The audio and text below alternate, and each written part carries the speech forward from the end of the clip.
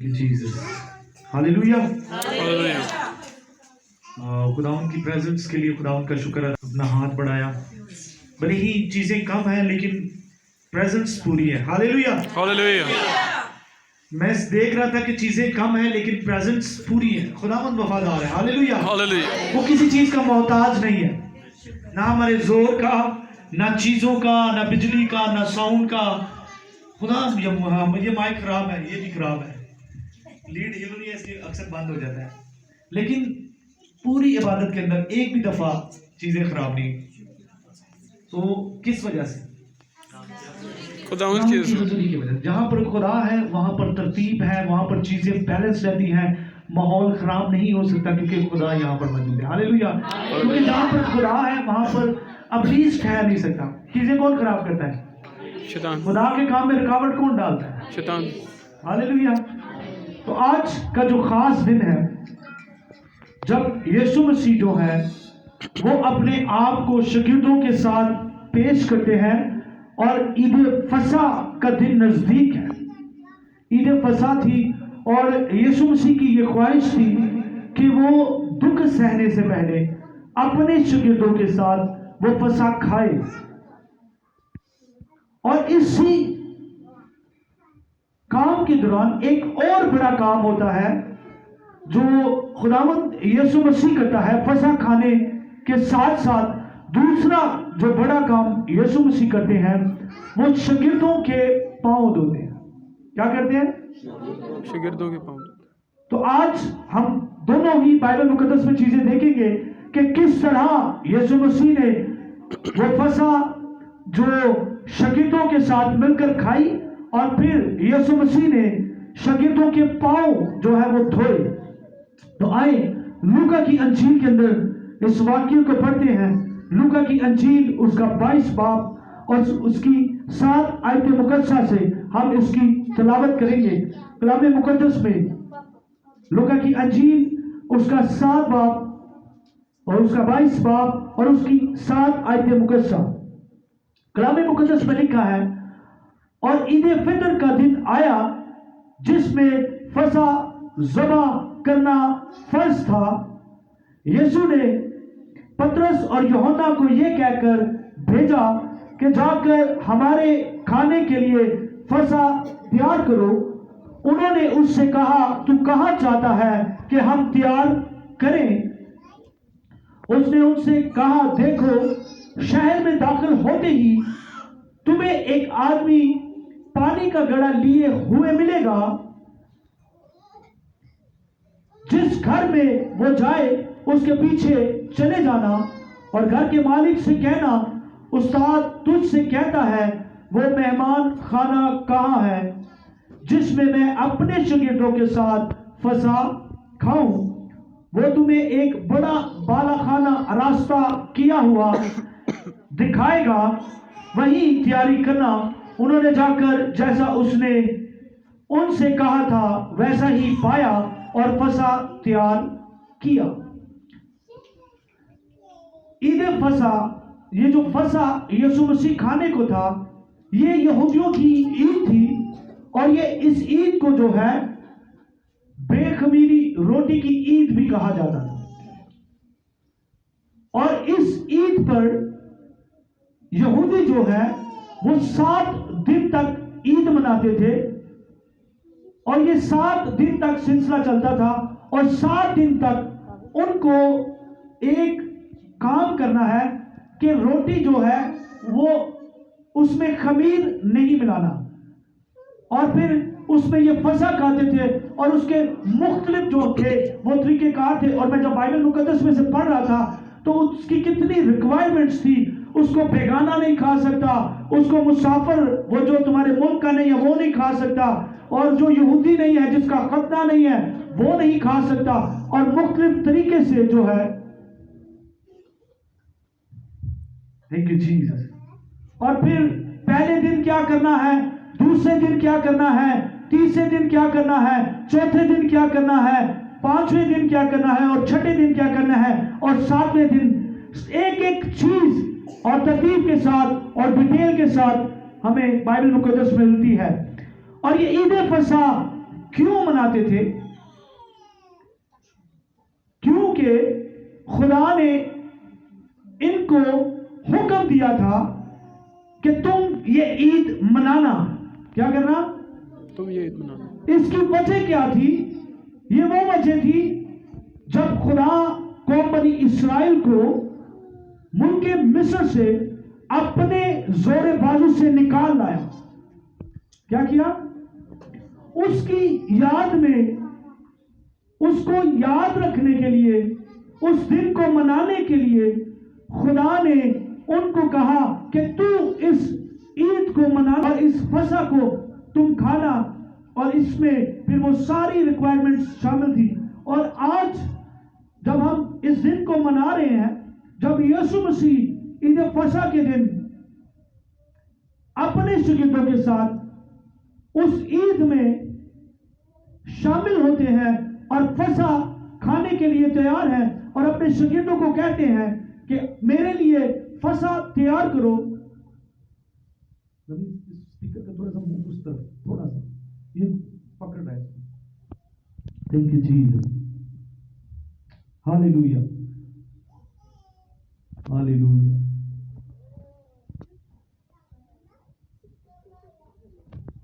Jesus, thank you Jesus.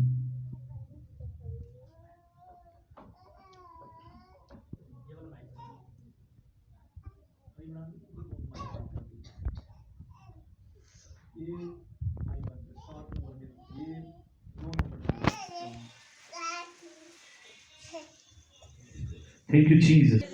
Okay. Thank you, Jesus.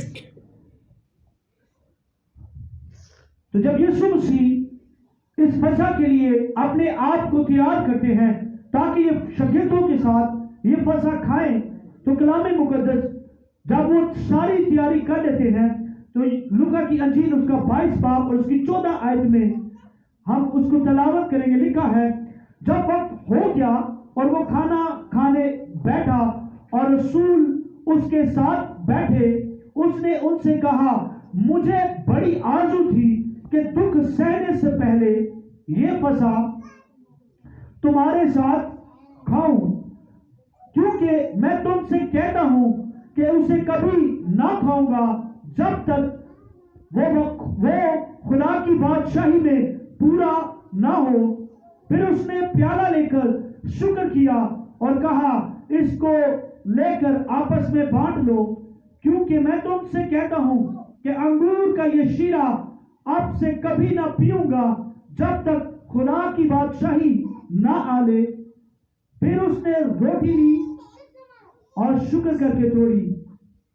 अब यहां तक वो वही तरीका अपना रहा है जो यहूदी थे फसह के वक्त, जो है वो तरतीब के मुताबिक जब वो फसह खाते थे, फसह और उसके साथ जब वो मैं लेते थे और जब वो उसमें शरीक होते थे, ये यहाँ तक वही सिलसिला है जो यीशु मसीह अपने उस ईद और यहूदी कल्चर को जो अपनाते हुए जो यहूदी जो उसको मानते थे ईद फितर को।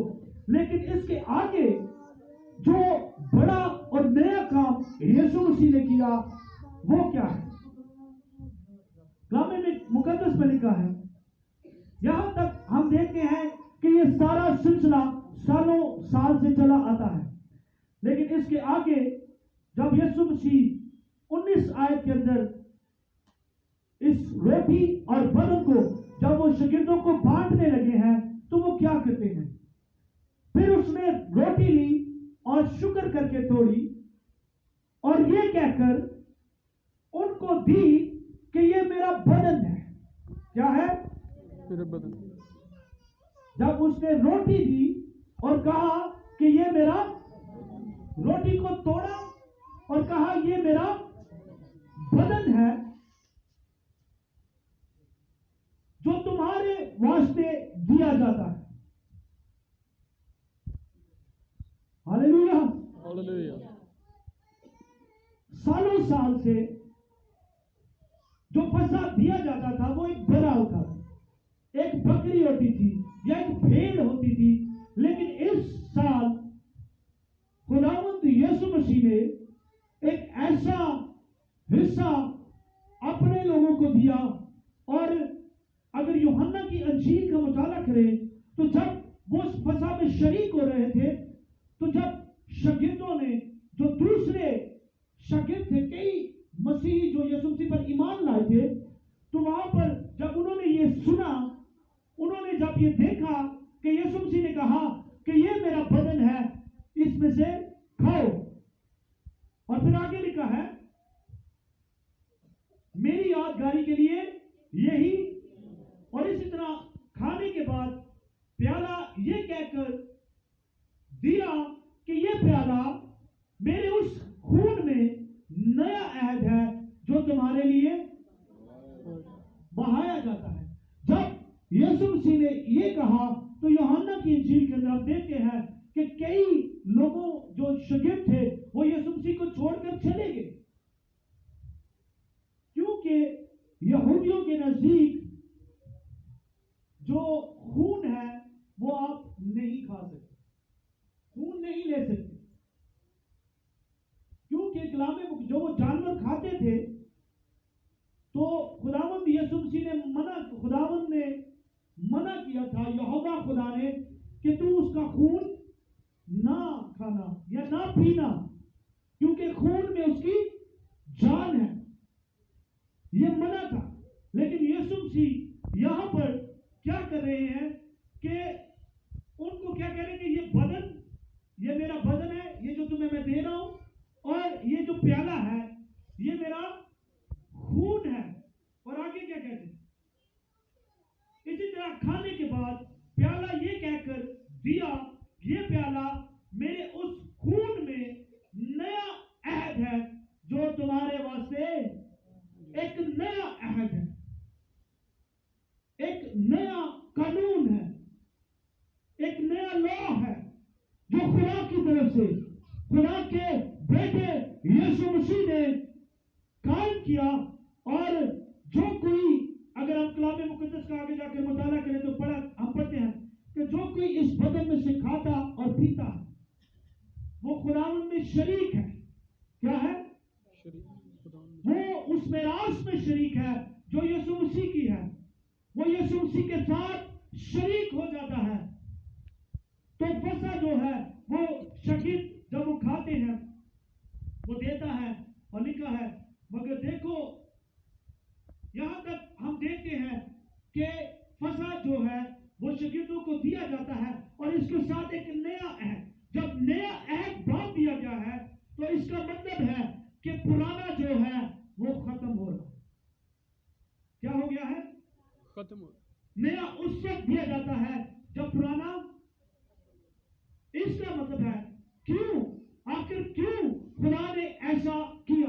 और कलामे मुकद्दस इब्रानियों के खत में अगर आप पढ़े तो वहां लिखा है, हर साल वो भेड़ों बकरियों का खून जो है वो लेकर आते थे हैकल के अंदर और अपने गुनाहों के लिए उसे पेश करते थे, और खुदा उन कुर्बानियों से, उन जानवरों के खून से बेजार हो चुका था। नंबर 1, क्यों यीशु मसीह क्यों अपने खून को हमें दे रहा था? यीशु मसीह क्यों अपना बदन दे रहा था? जानवर जब गुनाह की कुर्बानी के लिए मुकर्रर थे, फिर यीशु मसीह को अपना बदन और खून देने की क्या जरूरत पड़ी? मेरे अजीजों, आप क्या समझते हैं? भेड़ आपके लिए कुर्बान होना चाहती है? जब उसे कुर्बान किया जाता था तो कैसे कुर्बान किया जाता था? उसे बांधा जाता था। उसकी मर्जी नहीं है कि वो आपके गुनाहों के लिए कुर्बान हो, किसी इंसान के लिए कुर्बान हो। और नंबर 2, गुनाह इंसान ने किया है और ज़बा जानवर हो रहा है। क्या ये इंसाफ है? बेशक खुदा ने ये आजी जो कुर्बानियां थी, जो कौम बनी इस्राएल के लिए मुकर्रर की गई, लेकिन वो हर साल गुनाह करते कुर्बानियां लाते, गुनाह करते कुर्बानियां लाते, गुनाह करते कुर्बानियां लाते, हर साल। और कलामे मुकद्दस में लिखा है, खुदा इन कुर्बानियों से बेजार हुआ। और फिर खुदा ने जो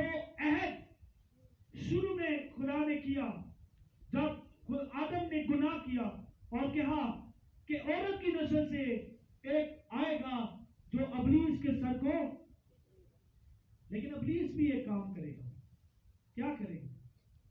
उसकी एड़ी पे काटे। एड़ी को काटेगा। यीशु मसीह को जख्म लगेगा, यीशु मसीह को चोट लगेगी, वो यीशु मसीह को जख्मी करेगा।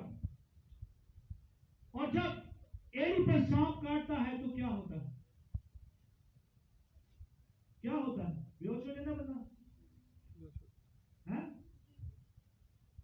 सांप को डंग मारे थे, बंदा बेहोश हो जाता, चली जाती है।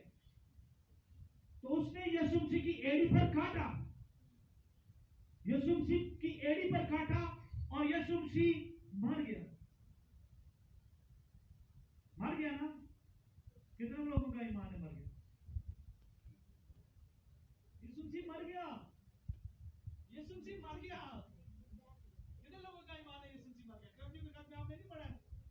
ये हमारा ये ईमान है कि यीशु मसीह मर गया, दफन हुआ, तीसरे दिन मुर्दों में से जी उठा। उसने जख्म लगाया, लेकिन जिंदा होकर यीशु मसीह ने उसे ऐसा जख्म लगाया, हालेलुया। उसने कहा, देख मैं मर गया था, अब जिंदा हो और अब्दुल आबाद जिंदा। हालेलुया। हालेलुया। तो ये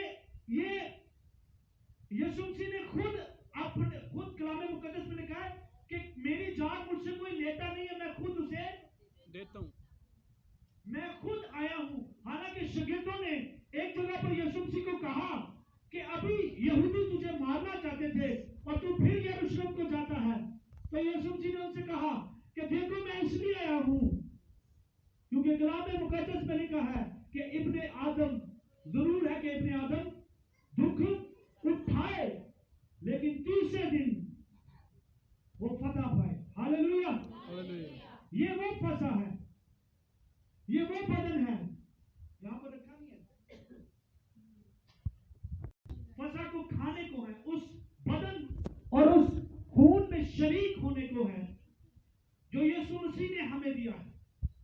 और यीशु मसीह ने, जब हम ये कलाम पढ़ते हैं तो यीशु मसीह ने क्या कहा कि मेरी यादगिरी में जब फतह दिलाई तो यीशु मसीह खुदावंद यहोवा पाक ने इस्राएलियों से कहा कि क्या करना, हर साल तुम क्या करना, ये ईद, ये फसह मनाना। इस बात को याद करना कि खुदा ने तुम्हें कैसे बड़े जोरे बाजू से इस्राएल विषय से आजाद किया। और फिर एक बार, फिर ये तो पुराना अहद, फिर एक और नया अहद होता है और ये अहद यीशु मसीह बांधता है। और यीशु मसीह कहता है कि ये बदन लो और खाओ, ये बदन जो है तुम्हारे लिए तोड़ा जाएगा और ये खून पियो जो तुम्हारे लिए बहाया जाएगा मेरी यादगिरी में। यही किया। फिर से वही कानून रिपीट। और इसलिए हम उस यादगिरी में इस बदन में से खाते और उसके खून में पीते हैं, बेशक। आमीन। और दूसरा जो बड़ा वाक्या यहां पर हुआ, जब यीशु मसीह इस फसह शागिर्दों के साथ खा रहे थे, यूहन्ना की अंजील उसका 13 बाब कलाम मुकद्दस में, जो आज दुनिया भर में सेलिब्रेट हो रहा है, इंजील उसका 13 बाब और उसकी 4थी आयत फलसा से कलाम मुकद्दस में लिखा है, दस्तरख्वां से उठकर कपड़े उतारे और रुमाल लेकर अपनी कमर पर बांधा। उसके बाद बर्तन में पानी डालकर शागिर्दों के पांव धोने और जो रुमाल कमर पर बांधा था उससे पोंछने शुरू किए। हालेलुया। ये दूसरा, इसी दिन जब जिस फसह को वो खाने को थे, उसमें ये बड़ा काम यीशु मसीह ने किया। और जब ये यीशु मसीह कर चुका तो यीशु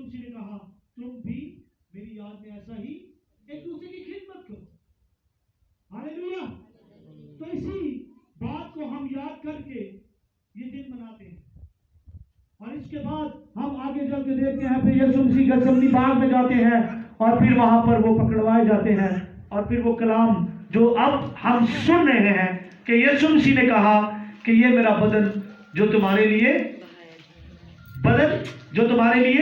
दिया जाएगा, जो तोड़ा जाएगा। मेरे अजीजों, ये कितनी अजीम बात है कि आप उस खास हिस्से, उस खास मिरास के लोग हैं जो खुदा ने खुद बनाई है, जो खुदा ने खुद कायम किया है। और इस मिरास और इस हिस्से को बनाने के लिए खुदा ने अपना इकलौता बेटा आपके लिए दिया है। कितनी अजीम बात है, कितनी खूबसूरत बात है।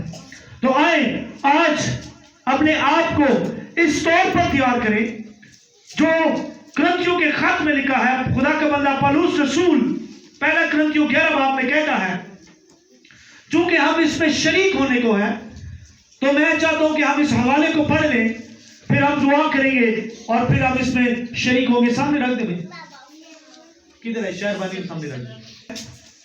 पहला कुरिन्थियों 11 बाब, क्योंकि ये बात मुझे खुदावंद से पहुंची और मैंने तुमको भी पहुंचा दी कि जिस रात यीशु मसीह पकड़वाया गया,